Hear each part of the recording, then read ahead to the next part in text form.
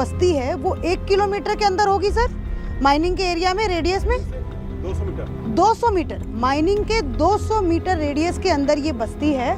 और ये सभी लोग जो है वो इस पानी में नहाते हैं, सभी लोग। ये जो छोटा बच्चा है इसको जो है, क्योंकि ये बच्चा जो है वो पानी में नहाता है जा करके, तो इस बच्चे को भी जो है वो स्किन एलर्जी हुई, फिर इसका इलाज हुआ, फिर ये ठीक हुआ। पूरा स्किन में था ये, पूरे स्किन में मुझे मार्क्स अभी भी दिख रहे हैं इस बच्ची के, छोटे छोटे, ये छोटे छोटे मार्क्स जो हैं। ये पूरा पुराना वाला था, 2 साल पहले था। ओह, ये तो ऊपर पूरा है। यहाँ पर ज्यादातर बच्चों को ये स्किन वाला प्रॉब्लम होता है, ये पानी में नहाने से। डॉक्टर तो बोलते हैं पानी से होता है। हाँ। 2 साल में इंजेक्शन लगाते हैं तो स्किन का क्लियर होता है। हल्का सा बारिश भी आता है ना, हाँ। तो पूरा गंदा पानी आता है। हल्की सी बारिश भी होती है, हल्का सा पानी भी आता है ना, तो पूरा लाल वाला पानी आता है, पूरे लाल वाला पूरा। पानी। आपको पता है उस पानी में क्या है? पूरा जहर है। जहर है? कौन सा जहर है? वो केमिकल का जहर है, वो जो माइनिंग का डस्ट का है ना। हाँ। पूरा आप देख सकते हैं सर। ये बात आपको पता है कि जहर है उसमें? जहर है, क्या करें सर, जन्म तो यहीं पे है, मरना भी यहीं पे। आप देखिए। तो आप इन लोगों की मजबूरी समझिए कि कितनी है, कि ये भैया मुझे बता रहे हैं कि हम लोग मजबूर हैं क्योंकि हम लोग पैदा यहीं हुए हैं। पानी, हल्की सी भी बारिश होती है, पूरा केमिकल, पूरा जहर जो है वो इस पानी के अंदर आता है। ये माइनिंग के 200 मीटर के रेडियस में ये पूरी बस्ती है। आइए चलिए, अभी हम लोगों ने पीछे ही देखा है, 100 मीटर पीछे हम लोगों ने देखा है कि एक हैंडपंप पे जो है वो क्रॉस लगा हुआ है, मतलब वो पानी डेंजरस है, नहीं पी सकते हैं, उसके अंदर हेक्सावेलेंट क्रोमियम है। और अभी आप देखो 100 मीटर आगे ही ये दूसरा हैंडपंप है जिसके अंदर वो आदमी पानी लेकर के जा रहा है और उसको जाकर के भी पिएगा। कितना खतरनाक है, अवेयरनेस की कितनी कमी है, वाटर की कितनी अनअवेलेबिलिटी है। तो मतलब इस अनाज में भी जो है आपको हेक्सावेलेंट, मतलब आप ये समझिए इस अनाज में भी आपको केमिकल मिलेगा और इसको खाने से भी आप ठीक नहीं रह सकते, आपको बीमारियां होंगी इस अनाज को खाने से भी। तो ये कुआं है, पहले आप लोग इसी से पानी निकालते थे? हर घर में होता था। अब इसको जो है वो इस तरीके से ढक दिया गया है क्योंकि इसके अंदर पानी नहीं। कितने सालों से पानी आना बंद हुआ है? 2010 से जो है यहाँ पर ग्राउंड वाटर इतना कम हो गया है कि कुएं के पानी में जो है वो पानी नहीं बचा, कुएं के अंदर पानी नहीं बचा है, पूरा कुआं सूख गया। इस गांव में कितने 400 कितना बताया 84 घर मुझे बताया कि 84 घर यहाँ पर हैं और सबके घर में आपको ये पीछे का बगीचा बोलते हैं, क्या बोलते हैं इसको? हाँ, इसे बगीचा बोलते हैं ना। बगीचे के एरिया में आपको हर घर में ऐसा कुआं दिखता जो आज से 10 साल पहले सूख चुका है। सब और खेती बाड़ी सब इसमें करते थे, गोभी वगैरह, बैगन, सब कुछ होता था। सब्जी, पानी अगर कुआं में मिला तो उठा के करते थे, लेकिन अब तो वो भी नहीं अभी सुख देखिए ना। अब जो ग्राउंड में जो वाटर है हर घर में वो देखिए कंटेमिनेटेड वाटर है। सरकार पानी देती है, उसका समय निर्धारित नहीं है, कभी आता है कभी नहीं आता है। तो इन लोगों को आज भी जो है वो ग्राउंड वाटर पर ही डिपेंडेंट रहना पड़ रहा है, जिसकी वजह से तमाम बीमारियां भी हो रही हैं। पिताजी चले गए, यहीं थे, हम लोग का उम्र 47-48 साल हो रहा है, तो कहाँ जाए? सोचते हैं बच्चों के लिए, सोचते हैं, डर भी लगता है। कितना डर लगता है बच्चों के लिए? अभी किडनी फेल हो जाता है तो क्या डर बोली, अगर मरने के लिए डर नहीं लगता है, किडनी फेल हो जाए जिसका कोई इलाज नहीं है, तो कभी मन नहीं किया कि छोड़ के चले जाएं यहाँ से? कोई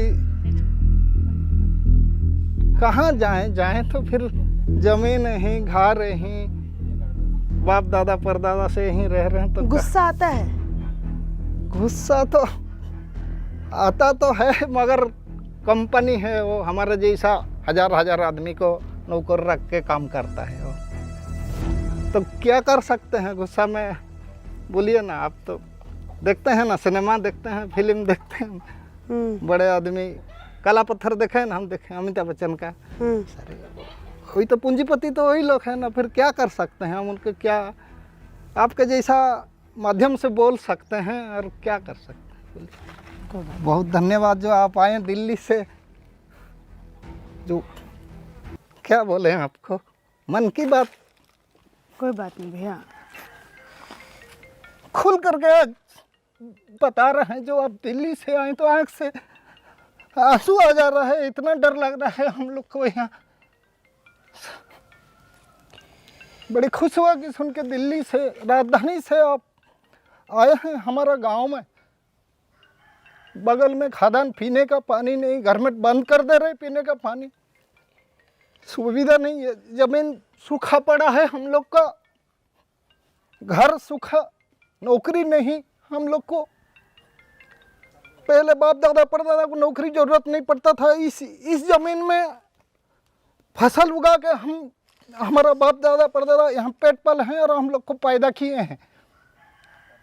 आज ये जमीन भी सूखा, नौकरी भी नहीं है।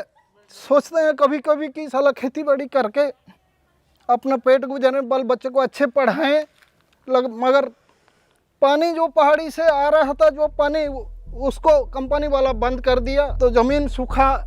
देख लीजिए अभी 15 साल 20 साल से पूरा गांव का ज़मीन है, ये सब सूखा है।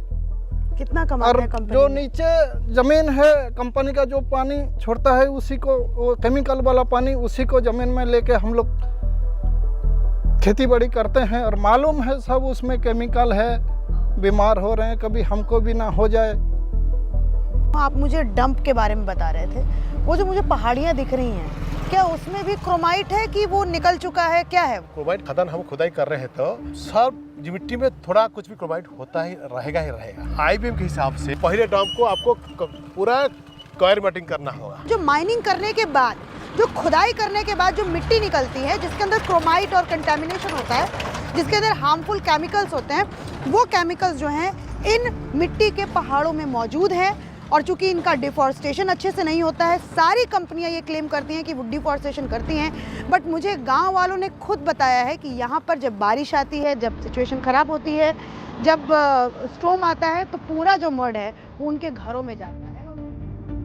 ये आप अपने इलाके के भी नदी, आप नहरों को देख सकते हैं जाकर, क्योंकि नहर है, कैनाल बना हुआ है और उसके नीचे नीचे जो है वो दलदल जैसा जमा हो गया है, तो उसको भी हम लोग टेस्ट करवाएंगे। ये देखिए, ये जो मिट्टी है ये हम लोग कलेक्ट किए हैं नहर के पास से, नहर के अंदर से हम लोगों ने ये मिट्टी टेस्ट किया है, लिया है। इसको हम लोग लैब में लेके जाएंगे, टेस्ट करवाएंगे और ये देखेंगे कि आखिर ये जो मिट्टी से, पानी से, हवा से जो कंटामिनेशन लोगों के अंदर जा रहा है वो कितना खतरनाक है और इन सभी चीज़ों के अंदर कितने मात्रा में केमिकल मौजूद है। क्योंकि यही मिट्टी से वो लोग गेहूं उगा रहे हैं, सब्जियां उगा रहे हैं, जो अंत में उनके प्लेट में एज अ भोजन जा रहा है। तो कितना उनको जहर डेली के मात्रा में मिल रहा है, ये भी हम लोग पता करेंगे इन सारी चीज़ों का लैब टेस्टिंग करवा करके। कंपनी से जो डायरेक्ट पानी, अनट्रीटेड पानी जो दमसल रिवर के अंदर जा रही थी, मैंने उसका लैब टेस्ट करवाया और इसकी जो रिपोर्ट्स आई हैं वो बहुत ही ज़्यादा शॉकिंग है। क्रोमियम जो हैवी मेटल है, जो होना चाहिए 0.05 मिलीग्राम पर लीटर, लेकिन उस पानी के अंदर जो डायरेक्ट नदी के अंदर जा रहा था उसमें था 0.259 मिलीग्राम पर लीटर, मतलब 5 गुना ज़्यादा। आप सोचिए कि क्या ये सिर्फ पोल्यूशन है या कंपनी से निकलता पॉइजन जो लोगों के घरों में, लोगों के जीवन में जा रहा है। कैडमियम जो एक और हैवी मेटल है, जो किडनी फेलियर और स्किन डिजीज जैसी मेजर क्रॉनिक डिजीज लोगों के अंदर फैलाता है, उसकी मात्रा पानी के अंदर होनी चाहिए ध्यान से सुनिएगा 0.003 मिलीग्राम पर लीटर, लेकिन उस पानी के अंदर पर्टिकुलरली जहां पे मैंने टेस्ट करवाया मौजूद था 0.17 मिलीग्राम पर लीटर, मतलब 55 से 57 गुना ज्यादा। तो सोचिए ये कितना बड़ा अपराध वहाँ की कंपनियां वहाँ के लोगों के साथ कर रही हैं।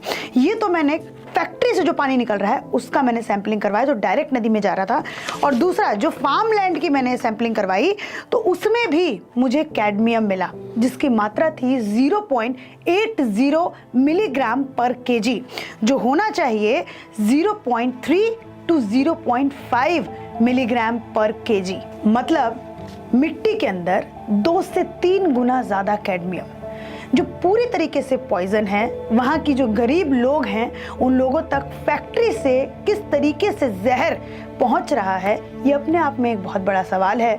लेकिन किसी भी कंपनी के ऊपर कोई भी डिपार्टमेंट एक्शन नहीं लेता है।